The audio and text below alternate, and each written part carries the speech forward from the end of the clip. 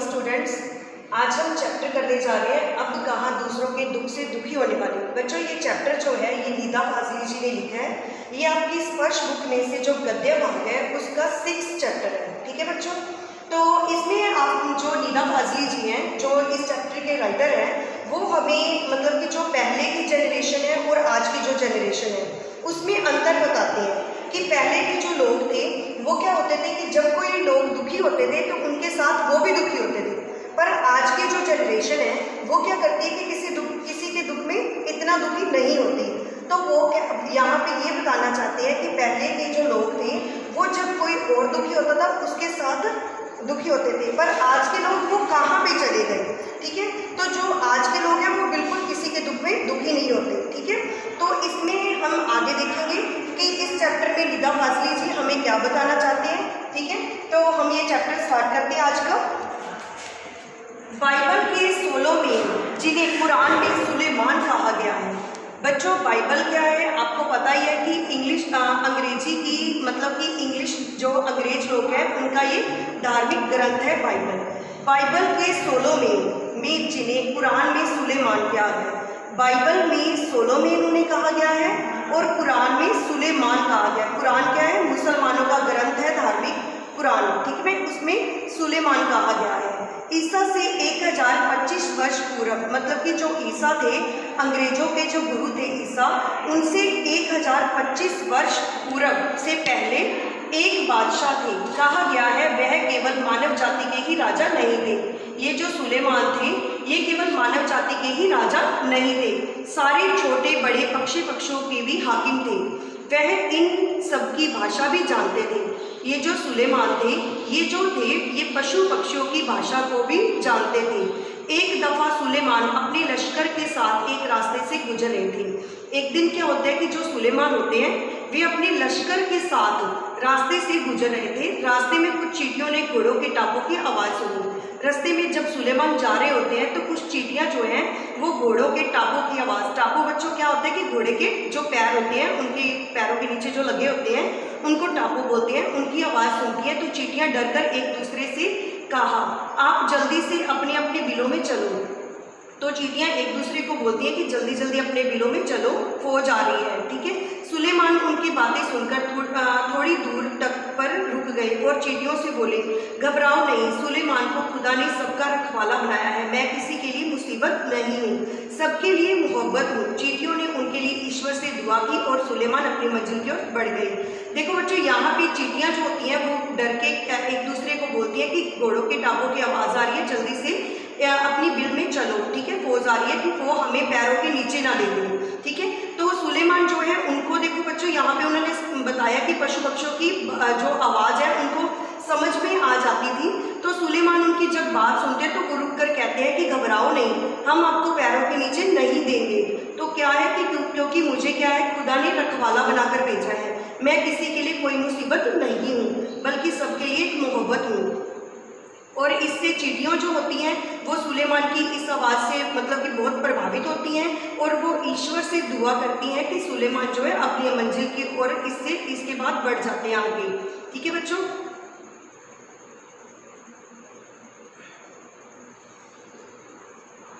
ऐसी एक घटना का जिक्र देखो बच्चों, अब यहाँ पे एक नई घटना के बारे में बताया गया है। ऐसी एक घटना का जिक्र जो है सिंधी भाषा के महाकवि शेख अयाज, बच्चों यहाँ पे नाम आपने याद रखना है, शेख अयाज ने अपनी आत्मकथा में किया है। उन्होंने लिखा है एक दिन उनके पिता कुएं से नहाकर निकले। अब बच्चों किसके पिताजी की बात हो रही है? ध्यान रखना है, शेख अयाज जी के। ठीक है, माँ ने भोजन परोसा, उन्होंने जैसे ही रोटी का कोर तोड़ा। बच्चों रोटी का कोर का मतलब है रोटी की एक बाइट तोड़ना। ठीक है, तो उन्होंने तोड़ा, उनकी नज़र अपनी बाजू पर पड़ती है। जो शेख अयाज होते हैं उनके पिताजी जब कुएं से नहाकर आते हैं उनकी माँ उनके आगे खाना परोसती है तो वे रोटी का एक कोर तोड़ते हैं जब उनके पिताजी, तो उनकी नज़र कहाँ पे पड़ती है? अपनी बाजू पे पड़ती है। वहाँ एक काला चोंटा मतलब कि एक काला कीड़ा जो होता है वो उनकी बाजू पर रेंग रहा होता है। वे भोजन छोड़कर उठ खड़े हुए। माँ ने पूछा क्या बात है? भोजन अच्छा नहीं लगा? शेख अयाज के पिता बोले, नहीं यह बात नहीं, मैंने एक घर वाले को बेघर कर दिया है, इस बेघर को कुएं पर उसके घर छोड़ने जा रहा हूँ। देखो, जब शेख नियाज जी के पिताजी कुएं से नहाकर आते हैं, उनकी माँ खाना देती है खाने के लिए, तो साथ के साथ क्या होता है कि वो अपनी बाजू पर देखते हैं कि काले रंग का एक कीड़ा उनके बाजू पर चढ़ा होता है, रेंग रहा होता है। तो उसके पिताजी कहते हैं कि मैंने आज एक घर वाले को बेघर कर दिया है, मतलब कि वो एक जैसे छोटा था, वो घर में रहता था, तो मैंने उसको क्या किया कि यहाँ पे अपने घर में लाके उसको बेघर कर दिया। तो उसके पिताजी साथ के साथ क्या करते हैं कि उसको घर पे छोड़ने चले जाते हैं। बाइबल और दूसरे पावन ग्रंथों में नूह नाम के एक पैगंबर का जिक्र मिलता है। बच्चों, अब यहाँ पे एक और नई बात है, एक नई बात के बारे में बताया जा रहा है। बाइबल और दूसरे जो पावन ग्रंथ है उसमें एक नूह नाम का इंसान है, नूह नाम का इंसान जो है एक पैगंबर का जिक्र मिलता है। उनका असली नाम है लश्कर, उनका नाम था लश्कर, लेकिन अरब ने उनको नूह के नाम से, जो अरबवासी लोग थे वो उनको नूह कहकर बुलाते थे, ठीक है। वह इसलिए आप सारी उम्र रोते रहे। इसका कारण एक जख्मी कुत्ता था। नूह के सामने एक बार एक घायल कुत्ता जो है गुजरा। नूह ने उसे दुत्कारते हुए कहा, दूर हो जा गंदे कुत्ते।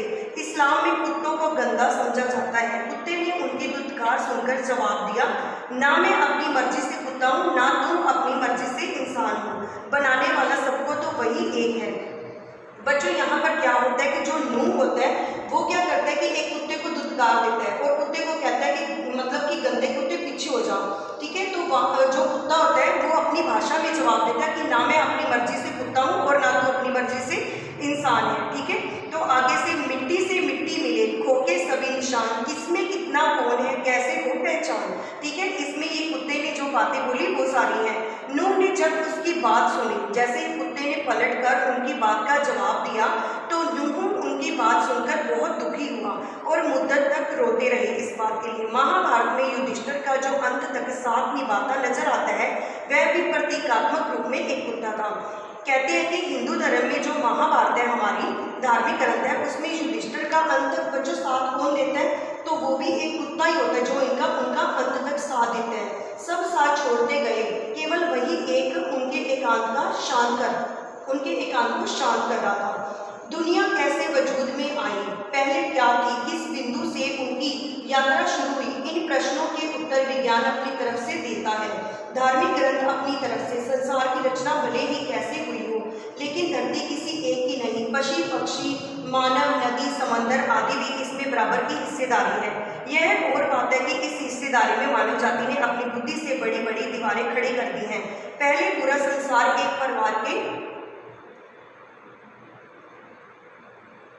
एक परिवार के समान रहता था,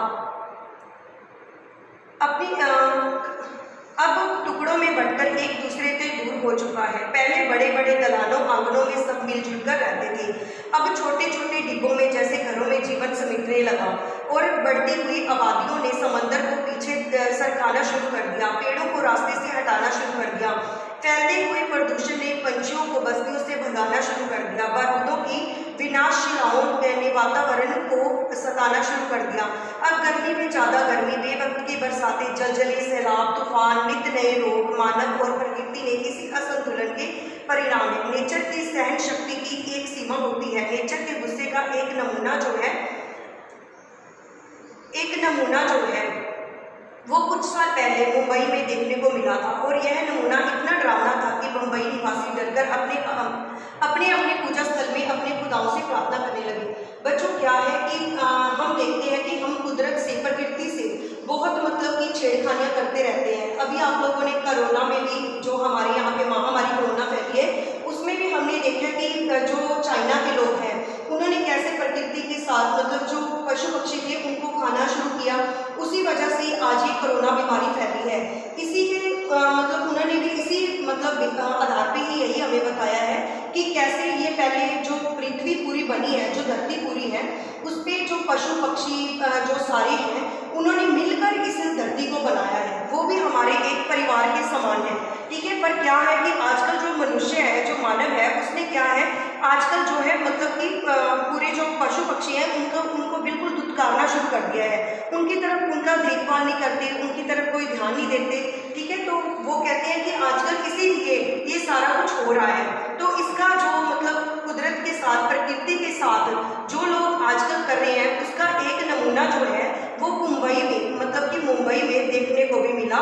यह नमूना इतना डरावना था कि मुंबई निवासी डरकर अपने अपने पूजा स्थल में अपने खुदाओं से प्रार्थना करने लगे। बच्चों, अब हम देखते हैं कि मुंबई में क्या हुआ था। कई सालों से बड़े बड़े बिल्डर समंदर को पीछे धकेल कर उसकी जमीन को हत्या रहे थे। बेचारा समंदर लगातार सिमटता जा रहा था। लोग क्या है, प्रकृति में आप लोगों ने देखा ही है कि वृक्षों को काट रहे हैं और बिल्डिंग्स बना रहे हैं, ठीक है। तो ऐसे ही मुंबई में भी हुआ कि लोगों ने जो मतलब वहाँ पे समंदर को भी पीछे धकेल कर वहाँ पे बिल्डिंगें बनानी शुरू कर दी। तो समंदर को एक दिन क्या होता है कि गुस्सा आ जाता है। पहले उसने अपनी फैली हुई टांगे समेटी, थोड़ा सिमट कर बैठ गया, फिर जगह कम पड़ी तो उकड़ू बैठ गया, फिर खड़ा हो गया। जब खड़े रहने की जगह कम पड़ी तो उसे गुस्सा आ गया। अब देखो यहाँ पे समंदर को भी गुस्सा आ जाता है कि वहाँ पे उसको समेट कर मतलब कि क्या किया जा रहा है कि बिल्डिंग्स बनाई जा रही है। जो जितना बड़ा होता है उसे उतना ही कम गुस्सा आता है, परंतु आता है तो रोकना मुश्किल हो जाता है। यही हुआ, उसने एक रात अपनी लहरों पर दौड़ते हुए 3 जहाजों को उठाकर बच्चों की गेंद की तरह 3 दिशाओं में फेंक दिया। एक वर्ली के समुद्र के किनारे पर आकर गिरा, दूसरा बांद्रा।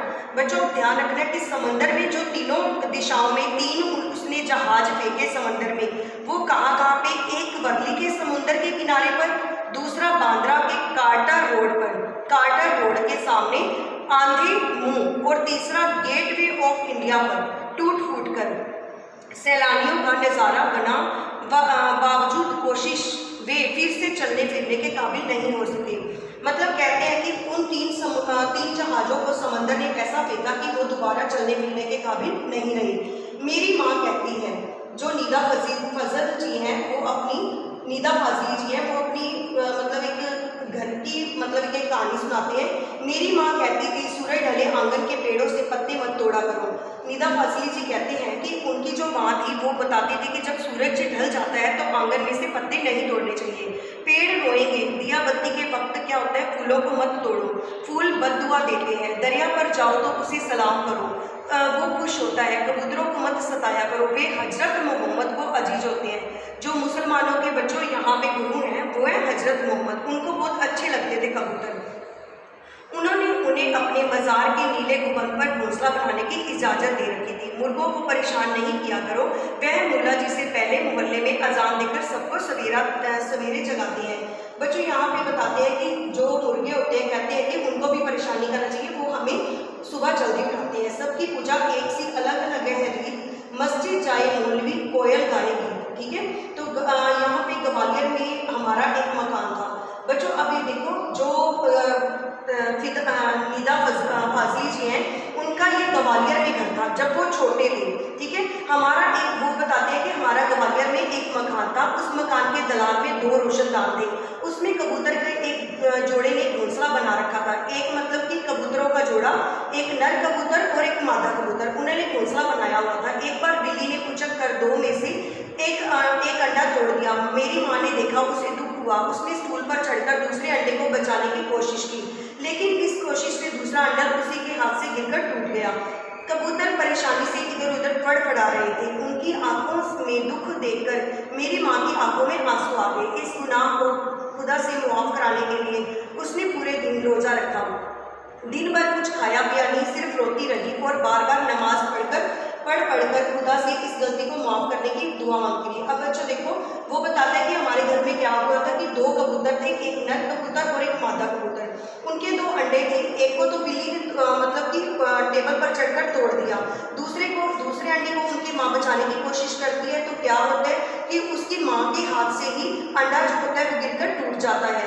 तो वो क्या होता है कि उसकी माँ उस दिन सारा दिन रोज़ा रखती है, ठीक है, सारा दिन नमाज पढ़ती है। रोज़ा रखना बच्चों, व्रत रखना, कुछ भी ना खाना पीना, ठीक है। ग्वालियर से मुंबई की दूरी से। अब देखो वो बताते हैं जब वो बड़ा हो जाता है, उसकी शादी हो जाती है, तो फिर क्या होता है, ग्वालियर से मुंबई, अब वो शादी के बाद मुंबई में चला गया है, ठीक है। जो लेखक है वो बताते हैं संसार को काफ़ी कुछ बदल दिया है।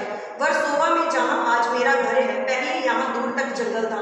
वो बताता है कि मुंबई में आज यहाँ पे वो रह रहा है, वहाँ पे आज जंगल था, पेड़ थे, परिंदे थे, पहले वो टाइम पहले दूसरे जानवर थे। अब यहाँ समुद्र के किनारे लंबी चौड़ी बस्ती बन गई है। इस